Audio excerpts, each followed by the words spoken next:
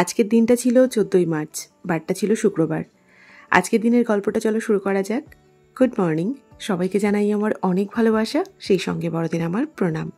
আশা করি তোমরা সবাই ভালো আছো, আর যে যেখানে আছো ঈশ্বরের কৃপায় সুস্থ আছো। এর আগের ব্লগে তোমরা তো দেখেছো 11 তারিখ আমরা ঠাকুরদাদাকে নিয়ে কৃষ্ণনগরে একটা নার্সিংহোমে ভর্তি করাই, আর তারপর আমরা সোদপুরে চলে এসেছিলাম। ছোটো পিসির বাড়িতেই ছিলাম, এবার আর মণি পিসি বা সেজ পিসির বাড়িতে যাওয়া হয়নি। ওই যে আমারই শরীরটা ভালো ছিল না, তাই আমার সঙ্গে সঙ্গে ঠাকুমারও আর যাওয়া হলো না।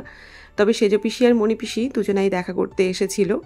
তো আজকে সকাল সকাল আমরা বেরিয়ে পড়েছি কৃষ্ণনগরেরই উদ্দেশ্যে, আর আমরা আজকে ব্যারাকপুর হয়েই যাচ্ছি। অটো করে যাওয়ার সময় ওই দেখো মণিপিসির বাড়িটা খুব সুন্দর দেখা যাচ্ছিল, তো ঠাকুমাকে দেখাচ্ছিলাম আর সেই সাথে মণিপিসিকে ফোন করেছিলাম। মণিপিসি আর ভাই দুজন দুটো জানলাতে দাঁড়িয়ে আছে, তোমরা হয়তো দেখতে পাচ্ছ না, তবে আমি দেখতে পেয়েছি। তবে ওই সাইকেল চালক দাদাটা আমাকে ইশারা করে কি দেখাচ্ছিল সেটা আমি বুঝতে পারিনি। তো আমরা মোটামুটি আমাদের গন্তব্যে পৌঁছে গেছি, আর এবার এখান থেকে নেমে আমরা টোটো ধরে স্টেশনের দিকে যাব। জানো তো, এত দেরি করে ব্লগ আপলোড করি বলে আমারও খুব খারাপ লাগে, বিশেষ করে তোমাদেরকে এই বিশেষ বিশেষ দিনগুলোতে হয়তো সঠিক সময়ে আমি উইশ করতেও পারি না। এই দেখো না, আজকে হোলি, এত দেরি করে কি করে তোমাদের হ্যাপি হোলি বলি বলো তো? হোলি তো তোমরা কাটিয়ে এসেছো, আর আমার হোলির দিনটা কেমন কেটেছে সেটা আশা করি তোমরাও বুঝতে পারবে। অনেকে তো আমার উপরে অভিমান করে অভিযোগও করছে আমি ঠিকঠাক করে ব্লগ দিচ্ছি না। আমার মতো পরিস্থিতি অনেকেরই হয়, কিন্তু তা সত্ত্বেও আমি কেন এই রকম করছি? আসলে কি বলতো, এই যে এদিকে ওদিকে ছোটাছুটি করে বেড়াচ্ছি, এটাতে না আমি একটু হলেও টায়ার্ড হয়ে পড়ছি, আর শরীরটাও আমার ভালো যাচ্ছে না। আর তার উপরে আমি কোথাও গিয়ে না কাজ করতে পারি না। ছোটো পিসি আমাকে আসার পরেই বলেছিল, তোকে আমি ঘর দিয়ে দিচ্ছি, তুই নিজের মতো কাজ কর। কিন্তু তোমরাই বলো, কোনো একটা জায়গায় এসে এতদিন পর কাজ করা সম্ভব হয়? তখন মনে হয় একটু গল্প করি, একটু বসে থাকি। আর তার উপরে আমার এত শরীর খারাপ চলছে, বিশেষ করে গা হাত পা এত ব্যথা হয়েছে যে আমি যে বসে ভয়েস ওভারটা দেবো আমি সেটাও পারছিলাম না। তো সেই জন্য আমি অনেকটা পিছিয়ে পড়েছি। এমনিতেই তো সারা বছর আমার গাড়ি লেটেই চলে, আর এখন তো আরও লেটে চলছে। তো এইদিকে তোমাদের সাথে গল্প করতে করতে আমরা স্টেশনে চলে এসেছি।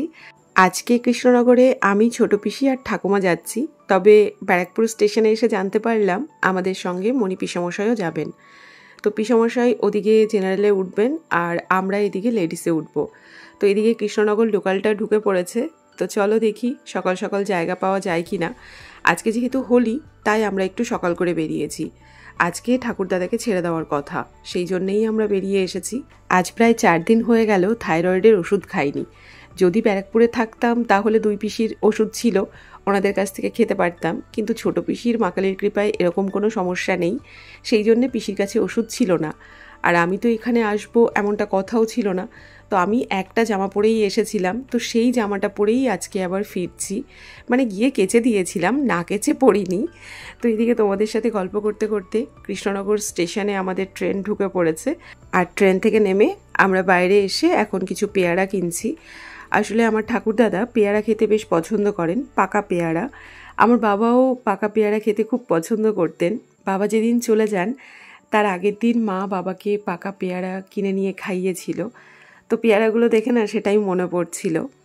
যাই হোক, দাদার জন্যে কিছু পেয়ারা নিয়ে আমরা এখন নার্সিংহোমের দিকেই যাচ্ছি। নার্সিংহোমে আসার পর দাদা যে পুরোপুরি সুস্থ হয়ে গেছেন এমনটা নয়। আসলে যেদিন ওনাকে আনা হয়েছিল তার পরদিন উনি অনেকটাই সুস্থ হয়ে গেছিলেন, কিন্তু তারপর আবার হঠাৎ করে ওনার শরীরটা আবারও খারাপ করছে। মানে কখনো ভালো হচ্ছে, কখনো খারাপ হচ্ছে। বাড়িতে যেমন কাউকে চিনতেই পারছিলেন না, কিন্তু যেদিন আনা হয়েছিল তার পরদিন উনি সবাইকে চিনতে পারছিলেন, আমাদের সঙ্গে ভিডিও কলে কথাও বলেছিলেন। তো এই 4 দিন ছোটো পিসমশাই নার্সিংহোমে ছিলেন, মাঝে একদিন মণি পিসিও এসেছিল। তো আজকে আমি আর ঠাকুমা আবার দাদাকে নিয়ে বাড়ির দিকেই যাচ্ছি। ছোটো পিসমশাই, পিসি, মণি পিসমশাই ওনারা সবাই আমাদের অ্যাম্বুলেন্স ঠিক করে দিয়েছেন, দাদাকে তুলে দিয়েছেন, ওনারা চলে গেছেন ওনাদের বাড়ির দিকে, আর আমরা এখন আমাদের বাড়ির দিকে যাচ্ছি। ডাক্তারবাবুর কথা মতো আমরা দাদাকে নিয়ে যাচ্ছি।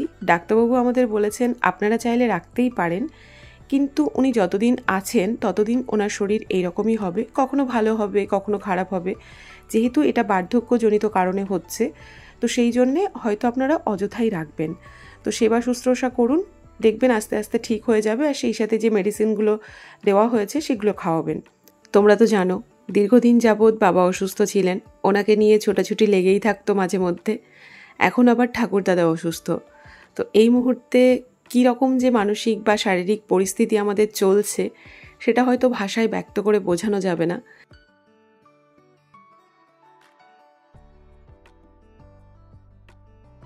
এদিকে দাদাকে নিয়ে যাচ্ছি আমরা, দাদা সমানে না ভুল বকছে। এই গুণটা আমার বাবার মধ্যেও ছিল, আমার ঠাকুরদাদার মধ্যেও আছে। জ্বর হলে, একটু শরীর খারাপ হলে ওনারা ভুল বকেন। আজকেও দাদা সেরকমই করছেন, যেতে যেতে অনেক কথাই বলছেন। কখনো ঠাকুমাকে বলছে কোদাল ধরিয়ে দিতে, কখনো বলছে হাতুড় ধরিয়ে দিতে। আমার মনে আছে ছোটবেলায় দাদা যখন কোনো কাজ করতো তখন দাদার পাশে বসে দাদার সঙ্গে অনেক কাজ করেছি। এই যেমন ধরো, দাদা পাট দিয়ে দড়ি বানাতো আর আমি টেনে ধরে রাখতাম। কখনো হয়তো বেড়া বানাতো, আমি দাদার সঙ্গে হাতুড়ি পেটাতাম। কখনো হয়তো টিউবওয়েল খারাপ হয়ে গেছে, দাদা নাটগুলো খুলতো আর আমি সেই নাটগুলোকে গুছিয়ে গুছিয়ে রাখতাম। দাদার কাছ থেকেই আমি টিউবওয়েল ঠিক করা শিখেছিলাম। সেই সাথে আরও টুকিটাকি অনেক কাজ শিখেছিলাম, যেগুলো হয়তো সাধারণত ছেলেরা করে। সেই কাজগুলো করতেও আমার ভীষণ ভালো লাগতো। আর সেই সমস্ত জিনিসগুলোই দাদা বলছিল, সেই সমস্ত যন্ত্রপাতিগুলোই দাদা চাইছিল। যাই হোক, ছোটোবেলার কথাগুলো, দাদার এই কথাগুলো শুনে ভীষণ মনে পড়ছিল। আর ঠাকুমা বারবার দাদাকে বোঝাচ্ছে, হ্যাঁ দেবো দেবো, বাড়িতে যাই, বাড়িতে গিয়ে তোমাকে দেবো। এদিকে আবার দাদা বারবার করে উঠতে চাইছেন, কিন্তু অত বড় একটা মানুষকে গাড়ির মধ্যে উঠিয়ে বসানো সম্ভব নয়, ওনাকে তো শুইয়েই নিয়ে যেতে হবে। যাওয়ার দিনেও খুব সমস্যা হয়েছিল, বারবার করে দাদা বসতে চাইছিল। তো যাই হোক, অনেক কষ্টে আমরা বাড়িতে পৌঁছে গেছি আর অনেক কষ্টে দাদাকে গাড়ি থেকে নামানো হয়েছে, কারণ এখনও দাদা ঠিকঠাক করে হাঁটতে পারছেন না। জানো তো, আজকে আমার বাপের বাড়ির পাড়াতে অনেক বড় একটা মহোৎসবের আয়োজন করা হয়েছে। তো সেখানেই সন্ধ্যাবেলায় মা আমাকে নিয়ে এসেছে। যদিও আমি প্রথমে আসতে চাইছিলাম না, কারণ সারাদিন যা ধকল গেছে, বাড়িতে এসে স্নান ধান করে খাওয়া দাওয়া করে আমি তো শুয়ে পড়েছিলাম, শ্বশুরবাড়িতেও যেতে পারিনি। তো ভেবেছিলাম সন্ধ্যাবেলায় ঘুম থেকে উঠে শ্বশুরবাড়িতে চলে যাব। তো ঘুম থেকে ওঠার পর মা তো একটু জোর করেই নিয়ে এলো। তবে এখানে আসার পর এখন আর যেতে মন চাইছে না। আজকে আমাদের গ্রামের যতগুলো মতুয়া মহাসংঘের দল আছে সবগুলো দল এখানে আসবে, সেই সাথে আশেপাশের গ্রাম থেকেও আসবে শুনেছি। তো এখানে আজকে অধিবাস, সারা রাত গান বাজনা হবে, কালকে সারাদিন গান বাজনা হবে, তারপর কালকে বিকালবেলায় নরনারায়ণ সেবা হবে। তো প্রসাদ বিতরণ করা হবে, গোটা গ্রামের মানুষ আসবে। গ্রামের এই ধরনের অনুষ্ঠানগুলো দেখতে এবং সেই অনুষ্ঠানে অংশগ্রহণ করতে আমার ভীষণ ভালো লাগে। একটা সময় আমাদের গ্রামে এই অনুষ্ঠানটা অনেকটা বড় করে হতো, মাঝে কয়েক বছর বন্ধ হয়ে গেছিল। শুনেছিলাম এবছরও হবে না, তবে শেষ মুহূর্তে কিছু মানুষের জন্যে অনুষ্ঠানটা হচ্ছে। যে কোনো জিনিস বন্ধ করতে সময় লাগে না, তবে সেই জিনিসটাকে চালিয়ে যেতে কিন্তু অনেকটা পরিশ্রম লাগে। সেই সাথে প্রয়োজন হয় একতার। একজোট হয়ে কোনো কাজ না করলে এত বড় কাজ পরিচালনা করা কখনোই সম্ভব হয় না। তো এদিকে একে একে প্রত্যেকটা দল আসছে আর আমাদের পাড়ার সব মহিলারা গিয়ে ওনাদের দীপ ধূপ দেখিয়ে বরণ করে ভেতরে নিয়ে আসছেন।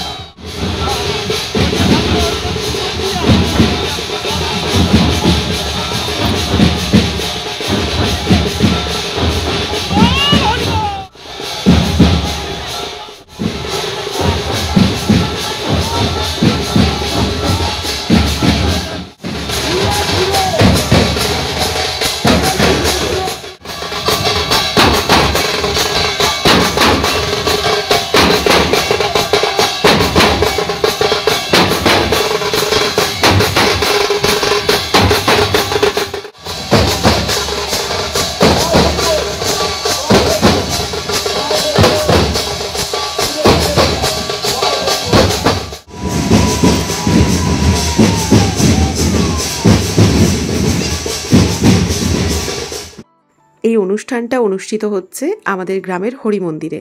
ওই যে সামনে যে মন্দিরটা দেখছো ওটাই হরি মন্দির। এখানে শ্রী শ্রী হরিচাঁদ ঠাকুর আর শান্তিমাতা বিরাজ করছেন। আজ আর তোমাদের ওনাদেরকে দেখাচ্ছি না, কাল দেখাবো। আজ অনেক ভিড়। আর এখানে যে দলগুলো আসছে ওনারা এসে আগে মন্দির প্রদক্ষিণ করছে আর তারপর সামনে একটা জায়গা করে দেওয়া হয়েছে, সেখানে সবাই ওনাদের যে বাদ্যযন্ত্রগুলো আছে সেগুলো বাজাচ্ছে, সেই সাথে তালে তালে মাতাম দিচ্ছে। মানে যে নাচটা ওনারা করছেন ওটাকে বলা হয় মাতাম। জানো তো, এই সমস্ত দৃশ্যগুলো দেখে অনেক কথা মনে পড়ছিল, অনেক স্মৃতি তাজা হচ্ছিল।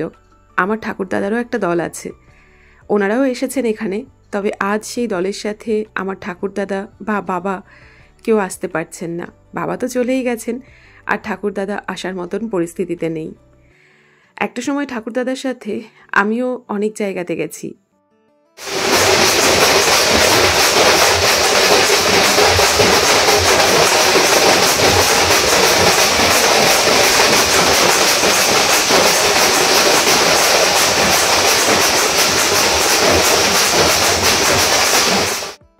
হরি মন্দিরে বেশ খানিকটা সময় কাটিয়ে বাড়িতে চলে এসেছি। আর আসার সময় ঠাকুরদাদার জন্য ধুলি নিয়ে এসেছিলাম। তো দাদা ঠাকুমার সঙ্গে দেখা করে আমার মা আর কাকার সঙ্গে আমি চলে এসেছি শ্বশুরবাড়িতে। অনেকটাই রাত হয়ে গেছে, একা আসতে পারতাম না, তাই মা আর কাকা এগিয়ে দিতে এসেছিল। মাকে বললাম তোমরা একটু বসো, আমি 2 কাপ চা করি, খেয়ে তারপর যাও। মা তো প্রথমে রাজি হচ্ছিল না, তবে আমার কাকা খুব ভালো। কাকাকে বলাতে কাকা বলছে মেয়ে যখন বলছে তাহলে মেয়ের হাতের 1 কাপ চা খেয়েই যাই। তো কাকা আর মা বাইরে বসে আমার শ্বশুরমশাইয়ের সঙ্গে গল্প করছে। জানো তো, আমার ঠাকুরদাদারা 5 ভাই ছিলেন, তার মধ্যে 3 ভাই এই গ্রামেই থাকেন। তো ওই কাকা হলো আমার ছোট ঠাকুরদাদার 6 ছেলের মধ্যে 1 ছেলে। তবে জানো, আমার ঠাকুরদাদার 6 মেয়ে 1 ছেলে, আর আমার ছোট ঠাকুরদাদার 6 ছেলে 1টা মেয়ে, আর আমার নোয়া ঠাকুরদাদার শুধু 3টে ছেলে। অতএব আমার বাবার বাড়ির বংশ কিন্তু অনেকটাই বড়। ঠাকুরদাদার আরও 2 ভাই যদি এখানে থাকতেন তাহলে আরও বড় হতো। তো এদিকে তোমাদের সাথে গল্প করতে করতে চা তো হয়ে গেছে।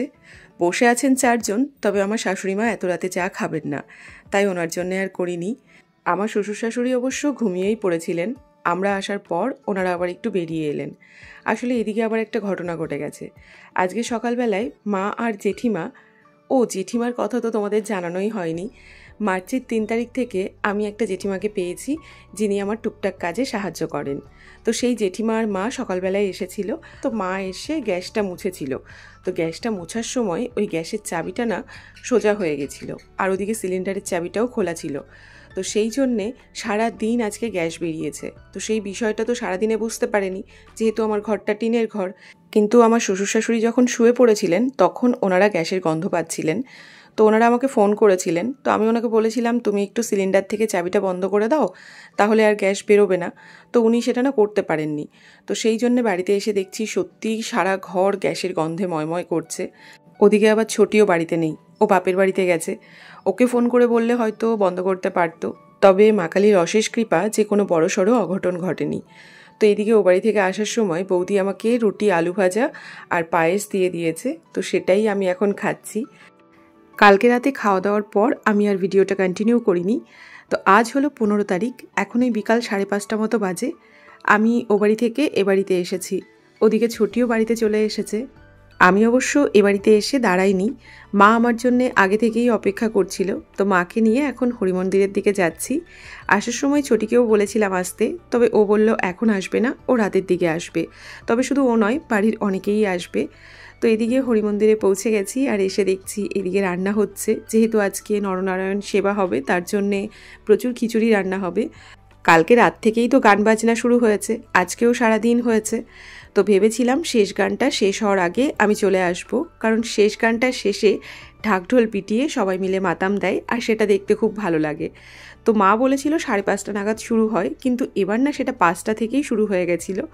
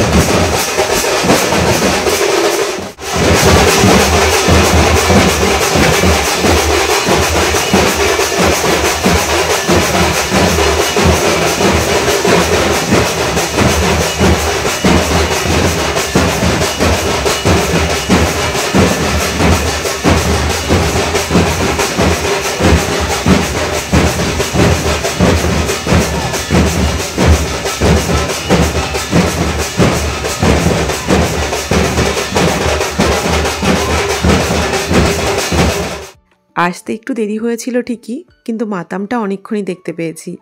আর এবার তোমাদেরকে এখানকার দোল পিড়িটা একটু দেখাতে এলাম। সেই সাথে আমি প্রণামটাও সেরে নিলাম আর তারপর চলে এলাম হরি মন্দিরে।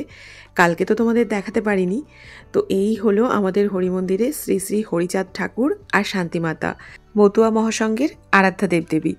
তবে এই মন্দিরের পাশেই আরও একটা মন্দির আছে মা শীতলার, তবে সেখানে আজ আর যেতে পারলাম না। দেখতে দেখতে মন্দিরে ভিড় জমে গেছে। এদিকে খেতে বসিয়ে দেওয়া হয়েছে। প্রথমে তো মনে হচ্ছিল লোকজনই হবে না, তারপর কোথা থেকে যে এত লোক চলে এলো বুঝতেই পারলাম না। একে একে 3টে ব্যাচ বসে গেছে।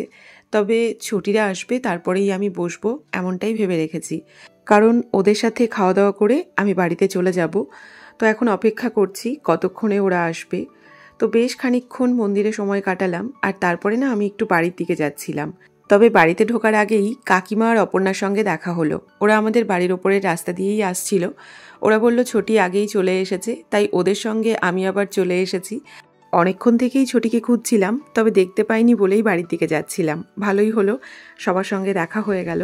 এদিকে ছোটিকে বললাম, এত কাছে যখন এসেছো তাহলে একবার চলো, আমাদের ও বাড়ি থেকে ঘুরে আসবে, ঠাকুরদাদাকেও দেখা হয়ে যাবে, আর তারপর খাওয়া দাওয়া করে বাড়িতে চলে যাব। কিন্তু ছোটি বলছে ও আগে খাবে, তারপর দাদাকে দেখতে যাবে। তো ছোটি একাই নিজের মতো একটা জায়গা পেয়েছে আর ও খেতে বসেও পড়েছে। তবে আমরা এখনও জায়গা পাইনি। তবে হ্যাঁ, অপর্ণারও খাওয়া হয়ে গেছে। ও প্রথমে এসেই একটা জায়গায় বসে পড়েছিল খাওয়ার জন্যে, না হলে পরে আবার অক্কবাবু খেতে দেবে না। তবে ছোটির সাথে সাথে কাকিমাও এই ব্যাচে একটা জায়গা পেয়ে বসে পড়েছে। ভেবেছিলাম সবাই একসাথে খাবো, তবে ওদের যে এত কিসের তাড়া সেটাই আমি বুঝতে পারলাম না।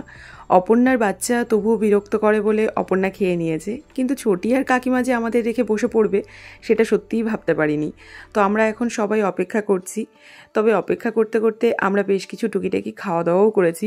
তো প্রথমে তো আইসক্রিম খেলাম সবাই মিলে, আর তারপর বৌদি আবার নিয়ে এলো এদিকে মোমো খাওয়ানোর জন্যে। তবে আমার মোমো খাওয়ার ইচ্ছে ছিল না, রুদ্রবাবুর মোমো খেতে ইচ্ছে করছিল। তো বৌদি রুদ্রবাবুর সঙ্গে সঙ্গে আমাকেও একটা প্লেট কিনে দিল। তবে এই মুহূর্তে আমি 1 প্লেট খেতে পারবো না, তাহলে আর প্রসাদ খেতে পারবো না। তাই আমি, আখি আর নয়ন 3জন মিলে ভাগ করে মোমোটা খেলাম আর তারপরে জায়গা পেয়ে খেতে বসে পড়েছি। ওদিকে কাকিমা, ছোটি আর অপর্ণা বাড়িতে চলে যাচ্ছে, তবে নয়ন আর আখি আমার সঙ্গে বাড়িতে যাবে। আমরা অবশ্য খেতে এখন 4 জন বসেছি। মা আমাদের সঙ্গে বসেছে, তবে বৌদি একটু পরে খাবে বলছে, কারণ রুদ্রবাবু এখন খাবে না। রুদ্রবাবু এখন এখানে কাজকর্ম করবে, তো সেই জন্যে পরে বৌদি খেয়ে রুদ্রবাবুকে নিয়ে বাড়িতে যাবে। তবে আমাদের আখির কাণ্ড দেখেছো, মাথায় আবার 2টো শিং লাগিয়েছে, তাতে আবার লাইটও জ্বলছে। তো এদিকে তোমাদের সাথে কথা বলতে বলতে আমাদের প্রসাদ খাওয়া হয়ে গেছে। তবে জানো তো, এই সব কিছুর মাঝখানে আমার বাবাকে ভীষণ মিস করছিলাম। গ্রামে যখন এই ধরনের কোনো অনুষ্ঠান অনুষ্ঠিত হতো, বাবা তখন পাগল হয়ে যেত বাড়িতে আসার জন্যে। যদি ছুটি নাও পেত, তাও কোনো প্রকারে ছুটি নিয়ে বাড়িতে চলে আসতো। মা যদি কোনো কারণবশত বারণ করতো, তাও শুনতো না। বাবা যাদের সঙ্গে উঠতেন বসতেন তাদের প্রত্যেককে এখানে দেখতে পাচ্ছি, শুধু আমার বাবাই নেই। তবে আজ মায়ের চোখে জল একাধিকবার দেখেছি। মায়েরও স্মৃতিগুলো মনে পড়ছিল আর সবাইকে জড়িয়ে ধরে কান্নাও করছিল। যাকে আমরা এখন বাড়ির দিকে যাই, আর আজকের মতো ব্লগটা এখানেই শেষ করি। তোমরা সবাই সাবধানে থেকো, নিজেদের খেয়াল রেখো। Tata and good night.